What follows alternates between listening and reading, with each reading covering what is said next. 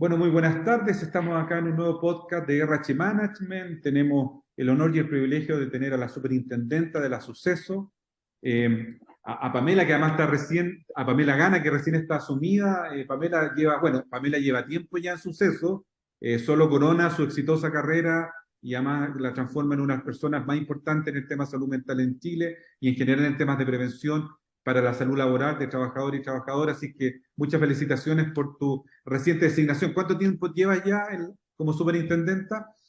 Hola Patricio, muchas gracias por la invitación. Efectivamente, el viernes pasado cumplí un mes en el cargo como superintendenta de Seguridad Social y estuve antes 8 años como intendenta de Seguridad y Salud en el Trabajo, así que ahí nos tocó hacer varias cositas juntos en pro de la prevención y la salud mental.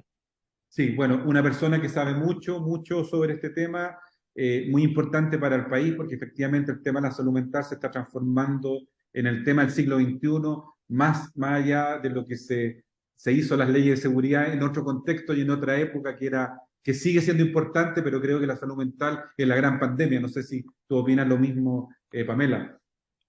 Sí, yo creo que nosotros estamos muy acostumbrados a ver como mirar indicadores de resultado, indicadores finales, que nos muestran esto, lo cual no está mal, que nos muestran esos indicadores que efectivamente si uno mira en la salud, no laboral, en la salud común que le llamamos, alrededor del 30% de las licencias médicas dadas durante el 2021 fueron de salud mental.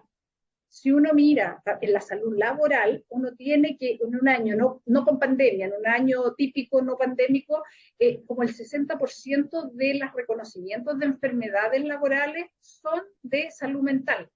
Las enfermedades que involucran días de reposo son de salud mental. Entonces, si uno mira esto, claramente hay un resultado que muestra, ojo, la salud mental está ahí, hay que hacer algo.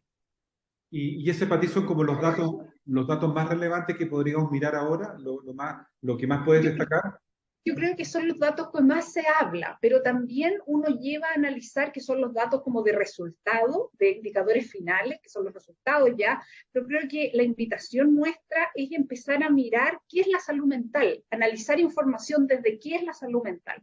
Y para eso obviamente uno se tiene que ir a la definición que da la OMS.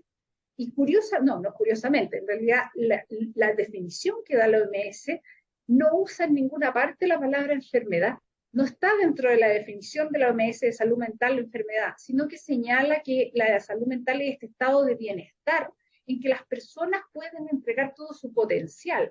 ¿Ya? ¿Y para qué? Para poder hacer frente al estrés normal de la vida y poder producir, entregar productivamente, tanto a nivel individual como a la comunidad. O sea, nunca menciona la palabra enfermedad. ¿Y eso a qué nos lleva entonces? Nos lleva a que para pensar en la salud mental hay que pensar en bienestar. ¿Mm? ¿Y qué es lo que está debajo de eso? Es cómo se gestionan los riesgos psicosociales en aspecto nuestro y que convoca también a ustedes, es cómo se gestionan los riesgos psicosociales en el trabajo. Entonces nos lleva a un concepto más de base respecto a la salud mental y no solo mirar lo que son los indicadores de resultado, que son las enfermedades. Pamela, ayúdame, a lo mejor estoy equivocado con lo que te puedo compartir, pero pareciera que aquí hay un choque cultural, porque la definición que te está entregando la OMS es una definición que te pone este tema mucho más arriba, te lo pone mucho más amplio, y te invita a entender que aquí son varias las variables que inciden en la salud mental. Y a mí me llama la atención ver a otros colegas de otros medios de comunicación como que te fiscalizan la licencia médica por salud mental y como que desconfían, como que la persona hace trampa, y como que se persigue eso, pareciera, en vez de entender que estamos en una situación súper compleja y esto es tan grave como el COVID. O sea, la pandemia de la salud mental viene de hace rato, no es solamente, y ahora se agudiza y tenemos víctimas mucho más urgentes como las mujeres, que fueron las que más tienen temas de salud mental más que los hombres. Entonces, más encima, discrimina mucho más este método. Entonces, ¿tú crees que hay un choque ahí como de paradigma de entender esto y mirarlo distinto? O sea, yo creo que el tema de que el porcentaje de licencias médicas el total de licencias médicas, el 30% sea de salud mental, versus si uno compara el mismo año 2021, el 18% más o menos, 18-19% fue por COVID. Y uno dice, chuta, ¿cuál es realmente la verdadera pandemia?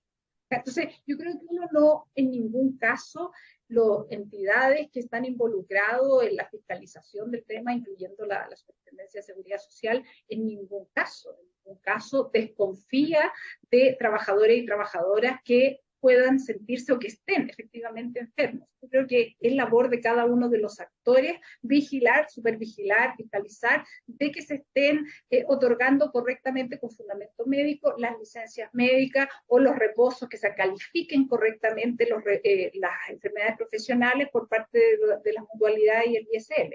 Creo que el foco tiene que ser eso. ¿Por qué? Porque lo que es estos instrumentos son parte de nuestra seguridad social, ¿cierto? Tanto las licencias médicas como los reposos en salud laboral. El reconocimiento de una enfermedad como tal, como laboral, es parte de nuestro sistema de seguridad social. Y por cierto que es muy relevante, muy importante este derecho, más que decirle beneficio, este derecho que tienen los trabajadores a poder ausentarse del trabajo cuando estén enfermos. Por lo tanto, lo que más nos importa como Superintendencia de Seguridad Social es asegurar que los trabajadores cuando estén enfermos tengan dicho derecho, focalizarse en eso. Y ahí entonces el rol de la institucionalidad, pensando en unas instituciones que se crearon hace tiempo, ya en un contexto del siglo XX, en una mirada de Guerra Fría, en una mirada donde había un tipo de revolución tecnológica, donde había un tipo de sociedad distinta a la que tenemos hoy en día. ¿Tú crees que la institucionalidad está al nivel de entender que la pandemia hay que abordarla desde distintas perspectivas y no solamente quedarnos con estas mediciones que a veces no muestran algo, pero no necesariamente dan cuenta de la profundidad del problema? Yo creo que obviamente las instituciones tienen que evolucionar y van evolucionando. Yo creo que en el caso de la Superintendencia de Seguridad Social en torno a las materias de salud mental, creo que ha ido dando pasos importantes, focalizando el tema más que en el resultado, yéndose hacia la base, que son las medidas preventivas que se pueden implementar. Estoy hablando desde el punto de vista de la salud laboral. Y creo que ahí nosotros fuimos muy pioneros. En el 2008 se empezó a trabajar lo que se conoce como el cuestionario Suceso ISTAS 21, que se trabajó durante el 2008-2009 y entró en vigencia obligatorio en el 2014. Esto fue algo bastante pionero que no está en todos los países, el tener un instrumento de medición que permita entender, medir a través de la aplicación de un cuestionario, medir cuáles son los factores de riesgo psicosocial que tienen los trabajadores en una empresa. Pero no se queda solo con eso. Yo siempre, mucho aquí cuando hacemos presentaciones relacionadas a la metodología, siempre decimos, esto va mucho más allá que un cuestionario. Lo relevante es que si esta es como una medición, pero lo que está más importante detrás es una metodología a aplicar que tiene como base dos cosas principalmente.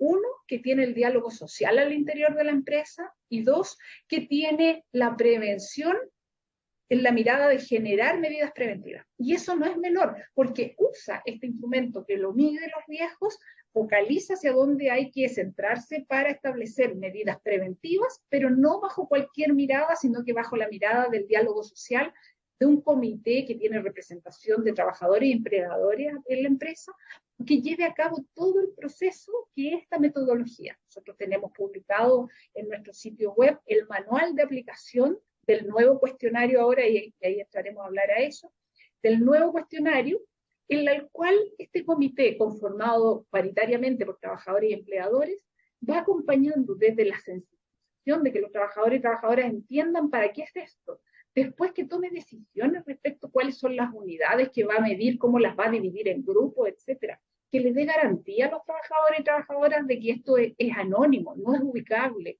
y que muestre cómo se logra hacer eso.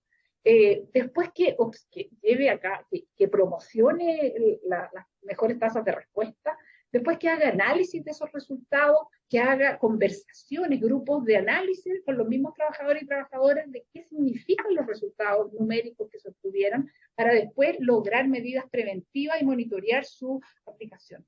Por lo tanto, para nosotros, el foco de esto, más allá del cuestionario, es este diálogo social que debiera darse en la empresa en torno a una gestión preventiva de los riesgos psicosociales. Y ahí tú cómo evalúas, cómo miras el rol de las mutualidades pensando que son empresas gigantescas, muy importantes para muchos trabajadores y para muchas trabajadoras en el sentido de la prevención. ¿Cómo miras ese rol mirando los temas más siglo XXI como la salud laboral o la aplicación misma de listas 21? ¿Cómo ves el rol de ellos en ese sentido? Yo creo que siempre el rol de este tipo de organismos, en este caso las mutualidades del ISL, es perfectible, como el rol de todos nosotros, ¿cierto?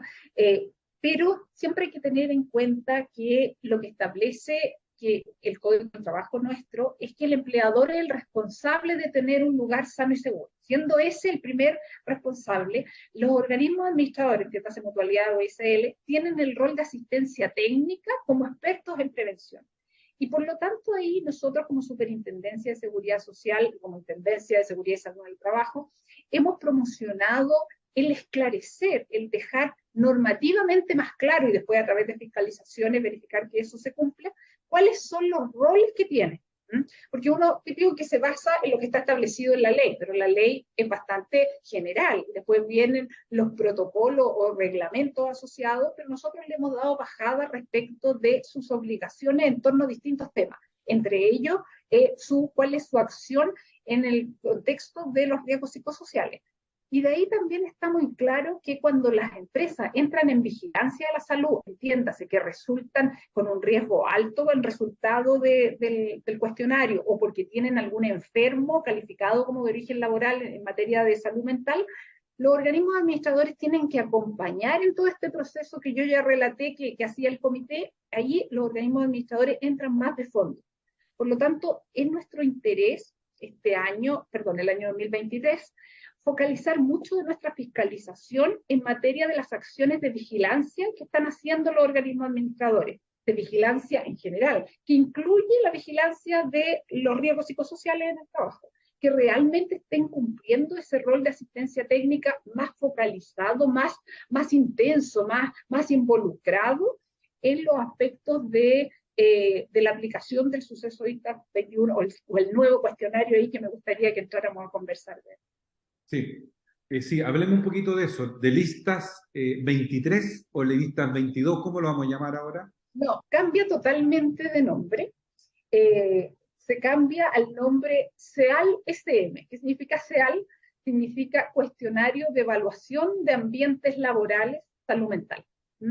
Es decir, CEAL-SM, grábense ese nombre, porque empieza desde el 1 de enero a ser obligatorio para todas las empresas. Ahora, no es que todas las empresas tengan que hacer la evaluación el 1 de enero, sino que es cuando le correspondía, que no pase más de 2 años desde la última medición. Cuando le correspondía ya no va a tener que hacer, porque ya no va a existir el ISTAS 21, va a existir el CEAL-SM. Tiene varias novedades. Primero, dejar la garantía de que esto pasó por un proceso de elaboración conjunta con hartos expertos. Nosotros llevamos ya un par de años haciendo este proceso. Primero fue la selección de las preguntas, que sigue basado en un cuestionario a nivel internacional, que es el COPSO, que es un cuestionario danés. Se hizo un análisis de cuáles eran las preguntas relevantes, que podían ser relevantes para Chile. Esto todo en un grupo de expertos de universidades, de las mismas mutualidades, etcétera, en la cual se seleccionaron preguntas, se pasó por un proceso de cuestionario a nivel nacional de grupos representativos, y eso llevó a que pudiéramos hacer, posterior a tener todo el levantamiento de la encuesta, a hacer los análisis estadísticos pertinentes para poder llegar a lo que hoy día es nuestro nuevo CEAL-SM. Y todo ese análisis también se pasó por la prueba de la blancura, digamos, de todos estos expertos. Hicieron muchos comentarios de puntos de vista analítico, de estadística, etcétera, para tener este nuevo cuestionario.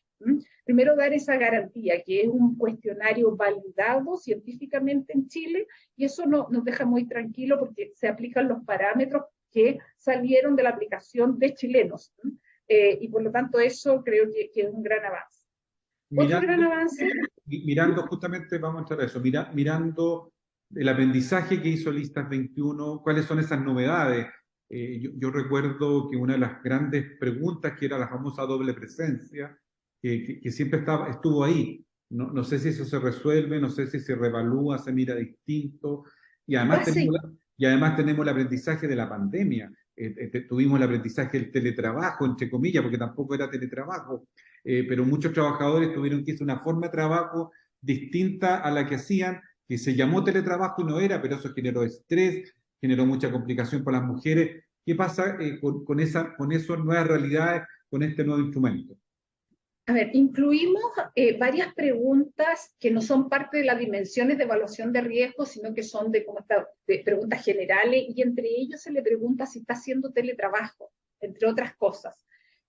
También se incorporaron preguntas a nivel internacional, son indicadores para medir salud mental, que es los indicadores GHQ-12, eh, que lo pusimos para que efectivamente después se puedan hacer el relacionamiento entre los riesgos psicosociales y la salud mental, también van a estar incluidas. También hay dos preguntas que preguntan sobre dolor corporal como un indicador de bienestar de las personas. Y cuando nos vamos a mirar en aspectos ya de dimensiones de riesgo psicosocial, yo diría que hay varios elementos. Por un lado, se mejoró algunas dimensiones que ya estaban incluidas, por ejemplo, reconocimiento y claridad de rol, que es uno de los elementos que son bastante importantes cuando uno lo relaciona con salud mental. También se incluyó, como tú decías, se le cambia el nombre a esta doble presencia y se cambia y se habla sobre equilibrio, trabajo, vida privada, que también va en la línea y se mantienen preguntas que estaban en eso y profundiza en otras. Y también se profundiza en temas de confianza y justicia organizacional y también en vulnerabilidad laboral, que estas son una de las más vulnerabilidades, sobre todo una de las que correlaciona más importantemente con salud mental. Todos los datos que nosotros levantamos en las aplicaciones a nivel nacional para llegar a este cuestionario nos muestran que esa es una de las más importantes cuando hablamos de salud mental, la vulnerabilidad. Y también se incluyó algo que está muy en línea de la aplicación, la ratificación del convenio 190 de la OIT, que es sobre violencia y acoso sexual en el trabajo, laboral y sexual en el trabajo, que es incluir una dimensión específica sobre violencia y acoso, cosa que no teníamos en el lista 21. Hubo harta discusión de que si la violencia y el acoso era per se un riesgo o era más bien un resultado. Después de varias discusiones con los expertos internos, decidimos que era un tema que había que relevar y poner dentro de las mediciones de riesgo, que también va a estar ahí incluido. Así que ahí tenemos hartas novedades que, insisto, nos tiene bien contentos en el sentido de poder identificar que hay algunos componentes que son más relevantes cuando estamos midiendo salud mental. Una reflexión para terminar, Pamela. Estamos en un momento del mundo y de país distinto y a mí me llama la atención que tenemos al primer ciudadano, que es el presidente de la República, que ha sido quizá el único que ha hablado de este tema, de salud mental. Lo habló durante su campaña, lo habló cuando era diputado. Pareciera que hay una vuelta de tuerca ahí en donde empezamos a reconocer temas que antes no se reconocían. ¿Tú sientes que esa realidad está cambiando? Porque aquí hay un tema cultural, más allá de lo bueno del indicador, de los resultados, pero también hay temas culturales que tenemos que avanzar. Acá hay mucho prejuicio, mucho juicio en torno a las enfermedades mentales, o sea, y eso el primer mandatario o el primer ciudadano del país lo ha dejado súper claro siempre cuando ha tenido la oportunidad y le han preguntado. ¿Tú crees que estamos entrando, tú que llevas ya harto tiempo acá en la Sucesa, en un tema cultural distinto, que por fin vamos a empezar a ver el tema de la salud mental, ponerlo en el lugar que se merece? Yo espero que sí, yo espero que así sea. Obviamente ayuda mucho que el presidente de la República hable de la importancia de la salud mental y eso lleva también a decir, ¿sabe qué? Esto se puede prevenir, se puede gestionar. Nosotros que hablamos de la gestión de los riesgos psicosociales. Y en el ámbito laboral, por cierto que con este nuevo cuestionario, con resaltar más estos temas, conseguir promocionándolos, con tener esta conversación contigo, Patricio, y que se pueda distribuir y poner el tema relevado, creo que va en la línea de quitarle el estigma, primero reconocer que existen enfermos de enfermedades mentales, del área de salud mental, y que lo más importante es que tenemos que abordarlo, más que esconderlo bajo la alfombra y decir, ocultar la enfermedad, más bien tomarlo como un tema de política pública, un tema de gestión de riesgo al interior de la empresa, porque también es importante que quede claro que sí se pueden gestionar. Muchas veces se decía, no, esto es un tema personal del trabajador. Un tema privado, Pero hay claro. es un tema privado, pero hay aspectos que son organizacionales que sí pueden ser gestionados. Y eso yo creo que es la invitación a mirarlo esto, a cumplir con, mirarlo más que cumplir con una obligación legal, es a mirarlo como una inversión desde el punto de vista de la empresa, que esto va a generar reducción del estrés, reducción de los riesgos psicosociales y por lo tanto mejora en la productividad. Al final es un acuerdo, es un trabajo de ganar-ganar. Por lo tanto, todos ganamos con esto y hay que relevarlo como en su importancia de gestión de riesgos psicosociales. Bueno, Pamela Gana, superintendenta de la SOCESO, un placer tenerte acá contigo, conversar. Este es un tema que nosotros como línea editorial de RH Management no se agota acá. De hecho, vamos a sacar pronto un reportaje muy interesante sobre el tema y seguimos en esto. Por lo tanto, es parte de nuestro propósito el poder dar mejor bienestar y calidad de vida a los trabajadores y trabajadoras. Así que muchas gracias, Pamela, por estar acá con nosotros. Muchas gracias, Patricio, por la invitación y totalmente disponible a seguir conversando de esto y muchos otros temas relacionados a la seguridad social. Muchas gracias, Pamela.